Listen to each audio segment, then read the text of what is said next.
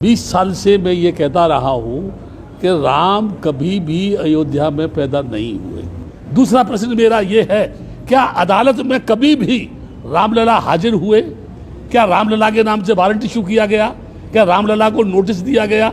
यदि ऐसा नहीं है, इस भारत की धरती पर हिंदू गणराज्य स्थापित करना चाहते हैं। मैं आपके मीडिया के माध्यम से कह रहा हूँ, उनके बाप के फरिश्ते भी इस देश की धरती पर हिंदू गणराज्य स्थापित नहीं कर सकते। मैं पूरे देश के लोगों से ये जानना चाहता हूँ, क्या वेदों में कहीं हिंदू शब्द है?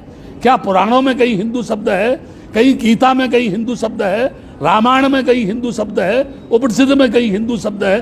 किसी भी एक जगह कोई भी इस देश का मनीषी, ब्राह्मण, इस देश का नेता, इस देश का कोई भी उच्च कोटि का आचार, शंकराचार्य ये बताए हिंदू शब्द आया कहाँ से? What is the means of Hindu?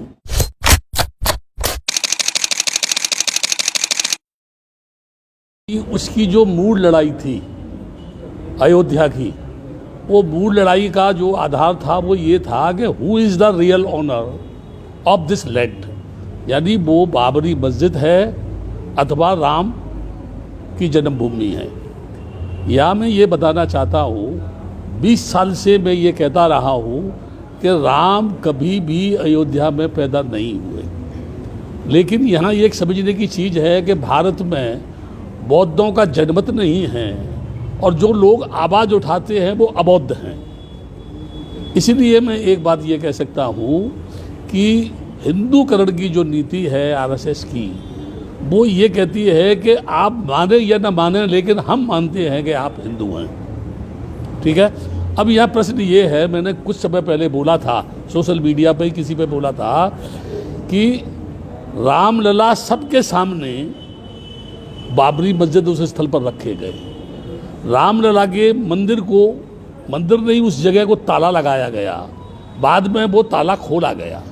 तो जब सब ये जानते हैं कि रामलला रखे गए, वहाँ ताला लगाया गया, बाद में वो ताला खोला गया, और इसी बात को लेकर के जब मंडल कमीशन लागू हुआ तो अडवा जी ने एक रथ यात्रा निकाली राम रथ लेकर के, और उनका कहना था कि रामलला हम वहीं आएंगे और राम मंदिर बनाएंगे। उसका प्रचार प्रसार किया गया। यहाँ एक प्रश्न है, ऐतिहासिक दृष्टि से आज तक कोई ये भी सिद्ध नहीं कर सका ऐतिहासिक दस्तावेजों के आधार पर कि रियल में वो राम जन्मभूमि है। अयोध्या जो है वह जो है मृणाल माता, जो बौद्ध धर्म के अंदर प्रसिद्ध जो है वो श्रावस्ती नरेश की पत्नी थी, और वही का प्रसिद्ध कवि अश्वघोष महायान का अयोध्या का ही रहने वाला था। श्रावस्ती नरेश ने जब नरसंहार की वो बात कही थी ब्राह्मणों ने, तो वहाँ पर जो है जानवरों की हत्या की जाती थी। तथागत बुद्ध एक भेड़ के बच्चे को लेकर गए और उन्होंने वहाँ कहा कि राजन, नरसंहार करने से यदि आदमी को सुख मिलता है, स्वर्ग मिलता है, तो मैं ये चाहूँगा कि सबसे पहले आप मेरा ही मर्डर करें। तब राजा ने घोषणा की कि मेरे राज्य में किसी की हत्या नहीं होगी, और वो क्या बना? अयोध्या बना, जहाँ कोई योद्धा नहीं हो। अवध बना, जिसका मतलब है जहाँ किसी का वध नहीं हो। वास्तविक दृष्टि से देखा जाए तो राम की जन्मभूमि थाईलैंड में है, सारी दुनिया ये जानती है। लेकिन ये चीज़ एक बहुत महत्वपूर्ण बता रहा हूँ, जो पुष्पमित्र शुंग भिक्षुओं का कत्ल करने के बाद राजा बृहदत्त, जो बौद्धों का अंतिम राजा था, उसकी हत्या करने के बाद एड़ी चोटी का जोर ब्राह्मणों ने लगाया इस भारत की धरती पर हिंदू गणराज्य स्थापित करने के लिए, फिर से ब्राह्मणी संस्कृति को थोपने के लिए। लेकिन 2,500-3 हजार वर्ष होने के बावजूद भी पूर्ण रूपेण वो जो सफल नहीं हो सके। 84,000 बुद्ध विहारों को तोड़ा गया, नालंदा विश्वविद्यालय तोड़ा गया, तमाम चीज़ें दो ध्वस्त किया गया। और आज भी यानी पूरे देश का अगर सर्वे किया जाए तो जहाँ जहाँ बौद्धों के अवशेष है, वहाँ कोई न कोई हिंदू संस्कृति का, ब्राह्मणी संस्कृति का कोई न कोई प्रतीक मिलेगा। तब प्रश्न ये पैदा होता है, बौद्धों के अवशेष स्थल पर ये हिंदू प्रतीक कैसे पहुँचा? इसका मतलब ये है जानबूझकर उसको स्थापित किया गया और इसको विवाद का एक केंद्र बनाया गया। मैं एग्जाम्पल देता हूँ, भद्रावती की लेनी हो, बुद्ध लेनी, वहाँ बताते हैं 5 पांडव हैं। नासिक में जाएंगे जहाँ वो बुद्ध लेनी है वहाँ बताते हैं ये पांडव लेनी है। बुद्ध के आगे महाबोधि बिहार में जाएंगे, जब टेम्पल में घुसेंगे तो लेफ्ट साइड में भगवान बुद्ध की 5 मूर्तियाँ हैं, कहते हैं ये 5 पांडव हैं। मेरी समझ में ये नहीं आता कि भद्रावती हो, नासिक हो या बोध गया हो, हर जगह 5 पांडव गए थे जो है, जिनके वहाँ अवशेष मौजूद मिलते हैं। एक प्रश्न और ज़्यादा महत्वपूर्ण बता रहा हूँ मैं, अदालत ने कोई टिप्पणी की, मैं ये नहीं कह रहा कि अदालत ने फैसला क्या दिया, मेरा उससे कोई लेना देना नहीं है, वो अदालत का काम है। लेकिन मैं स्वतंत्र भारत की धरती पर रहता हूँ, मुझे मेरी बात कहने का हक है, और वो हक ये है कि जिन अदालतों के जजों ने ये कहा था कि यहाँ फैसले भावनाओं पर नहीं दस्तावेजों के आधार पर होता है, और वही वो फैसला भावनाओं के आधार पर हुआ, ये मेरी समझ में नहीं आ रहा है। ये उनके उच्चतम अदालत के जजों का फैसला है, उनका सोच है, उनका विचार है, किस दृष्टि से, किस कानून की दृष्टि से उन्होंने फैसला किया, ये वही लोग इसकी सही बात कह सकते हैं। मैं तो इस संबंध में कुछ जानता नहीं, लेकिन एक बात जरूर कह रहा हूँ, राम जन्मभूमि में जितने भी अब अवशेष निकल रहे हैं वह सारे के सारे बौद्धों के अवशेष निकल रहे हैं। तब मेरा प्रश्न ये है कि राम की जन्मभूमि में राम के अवशेष क्यों नहीं, और जब राम के अवशेष नहीं हैं तो उसको बौद्ध नगरी मानने से इस देश को क्या ऐतराज है। बल्कि मैं ये कहूँगा कि जो प्रधानमंत्री विदेशों में जाकर ये कहता है मैं बुद्ध भूमि से आया हूँ, मैंने तुमको बुद्ध दिया है, मैं उस प्रधानमंत्री से जानना चाहता हूँ कि वह प्रधानमंत्री इस भारत की बुद्ध भूमि को राम जन्मभूमि किस आधार पर बनाना चाहता है, या राम का मंदिर किस आधार पर बनाना चाहता है। ये एक प्रश्न, विचारणीय प्रश्न है। ये पूरे देश में लॉकडाउन है, मंदिर बंद है, मस्जिद बंद है, गिरजा बंद है, गुरुद्वारे बंद है, सब जगह ताला लगा हुआ है। यानी भगवान के मंदिर में भी ताला लगा है, और हमारे देश के 33 करोड़ देवता, इस सृष्टि का मालिक भगवान स्वयंभू जो है चुप है, मौन है। तो मैं समझता हूँ कोरोना वायरस से कहीं वो भी भयभीत तो नहीं है। अगर वो भयभीत है तो मैं कैसे उसको मानूँ कि वो भगवान है। दूसरा प्रश्न मेरा ये है, क्या अदालत में कभी भी रामलला हाजिर हुए? क्या रामलला के नाम से वारंट इशू किया गया? क्या रामलला को नोटिस दिया गया? यदि ऐसा नहीं है तो ये किस तरीके के आधार पर उनको वहाँ यानी वो विराजमान हो गए। तीसरी चीज़ मैं ये कहना चाहता हूँ, भारत की धरती को कहीं भी खोदा जाए उसमें बुद्ध निकलता है, बुद्ध का अवशेष निकलता है, और कुछ नहीं निकलता है। कृष्ण भूमि है, वो भी बुद्ध भूमि है।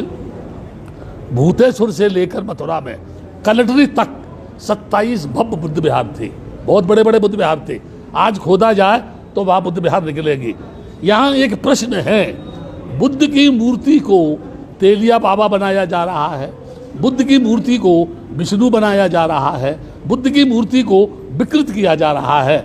और कारण क्या है? हमारे देश का भिक्षु नपुंसक है, हमारे देश का भिक्षु जो है डरपोक है, भयभीत है, क्योंकि उसमें नैतिकता की ताकत नहीं है, उसके अंदर चरित्र नहीं है, उसमें सत्य के प्रति जूझने की हिम्मत नहीं है, वो मौत से डरता है। बुद्ध ने कहा जिसने मौत का साक्षात्कार कर लिया वो जिंदगी में भय मुक्त हो गया, अब उसके सामने कोई भी भय उत्पन्न नहीं कर सकता है। मैं ये कह रहा हूँ, एड़ी चोटी का जोर लगा करके हमारे देश का पूरा हिंदू समाज जहर उगल रहा है बेलगाम घोड़ों की तरह से। वो सड़क की अनैतिकता पर दौड़ रहा है, धर्म को अधर्म कह रहा है, भिक्षुओं को गालियां दे रहा है। वो रामदेव जो एक बहुत बड़ा व्यापारी है वो उपदेश दे रहा है, जिनको ये पता नहीं कि योग की परिभाषा क्या है। मैं यहाँ ये बताना चाहता हूँ कि जो लोग भी इस भारत की धरती पर हिंदू गणराज्य स्थापित करना चाहते हैं, मैं आपके मीडिया के माध्यम से कह रहा हूँ, उनके बाप के फरिश्ते भी इस देश की धरती पर हिंदू गणराज्य स्थापित नहीं कर सकते। क्योंकि जब ये देश आज़ाद हुआ, अंग्रेजों से जब एग्रीमेंट हुआ, तब डेमोक्रेसी के आधार पर यह देश आज़ाद हुआ, लोकतंत्र के आधार पर यह देश आज़ाद हुआ, धर्मनिरपेक्षता के आधार पर यह हुआ। मैं पूरे देश के लोगों से ये जानना चाहता हूँ, क्या वेदों में कहीं हिंदू शब्द है? क्या पुराणों में कहीं हिंदू शब्द है? कहीं गीता में कहीं हिंदू शब्द है? रामायण में कहीं हिंदू शब्द है? उपनिषद में कहीं हिंदू शब्द है? किसी भी एक जगह कोई भी इस देश का मनीषी, ब्राह्मण, इस देश का नेता, इस देश का कोई भी उच्च कोटि का आचार, शंकराचार्य ये बताए हिंदू शब्द आया कहाँ से, what is the means of Hindu, what is the difference, यानी हिंदूज एंड अदर कम्युनिटीज जो है। मैं ये बताना चाहता हूँ, केवल डॉक्टर अंबेडकर के संविधान को ये सीधा सीधा नहीं बदल सकते, क्योंकि उस समय इनके पास कोई अंबेडकर नहीं था जो भारतीय संविधान की रचना करता। इस समय भी इनके पास कोई ऐसा मनीषी नहीं है जो संविधान को बदल दे। इसलिए ये राम मंदिर जो है, ये राम मंदिर के माध्यम से हिंदू गणराज्य लाने की कोशिश कर रहे हैं, लेकिन ये भूल गए जब 60 वर्ष की कांग्रेस सड़क पर आ सकती है तो इनके फरिश्तों को भी सड़क पर भीख मांगने से कोई रोक नहीं पाएगा। मैं यहाँ एक बात कहना चाहता हूँ, बड़े बड़े शहंशाह, बड़े बड़े सूफी, यानी हजरत आदम नबी से नीचे जमी के चल बसे थे, नूह किस्ती मान बल्ला यार वो भी चल बसे, जिनका जमी पे था लश्कर व फौजो सिया, दिल के अरमा दिल में रहे यार वो भी चल बसे। आज हम उनके चलने का करते हैं भैया, लोग कल हमसे कहेंगे यार वो भी चल बसे। बड़े बड़े राजा महाराजा, औरंगजेब हुआ या अन्य राजा हुए जो तलवार के बूते पर शासन करना चाहते थे, सिकंदर हो या कोई और हो, मर गए, जमीन पर दफन हो गए, उनकी भी कामना पूरी नहीं हुई। तो ये आरएसएस के लोग, ये बजरंग दल के लोग, ये शिवसेना के लोग और चंद ये इस समय नकाबपोश जो नेता है जो पूरे देश को बेचना चाहते हैं, रेल बेच रहे हैं, ये जो है बैंकों को बेचना चाहते हैं, हवाई अड्डों को इन्होंने बेच दिया, ये सारे मुल्क को बेच करके जब बेच देंगे तो ये व्हाट विल बी, यानी what will the do on the land of India, क्या करेंगे इस देश में, क्या करना चाहते हैं ये। इनका मकसद है एनी हाउ ब्राह्मणी संस्कृति को भारत की धरती पर स्थापित करना। अब वो जमाना नहीं है जब कोई पुष्पित सिंह भिक्षुओं का कत्ल करेगा। डॉक्टर अंबेडकर ने बुद्धिज्म को स्वीकार करके एक ऐसी यानी शैली, ऐसी फिलॉसफी, ऐसी भाषा, ऐसी वाणी, ऐसा दर्शन लोगों को बीच में दे दिया है। ज्यों ज्यों लोग डॉक्टर अंबेडकर को पढ़ेंगे त्यों त्यों इस देश में बगावत करने वाले लोगों की संख्या बढ़ेगी।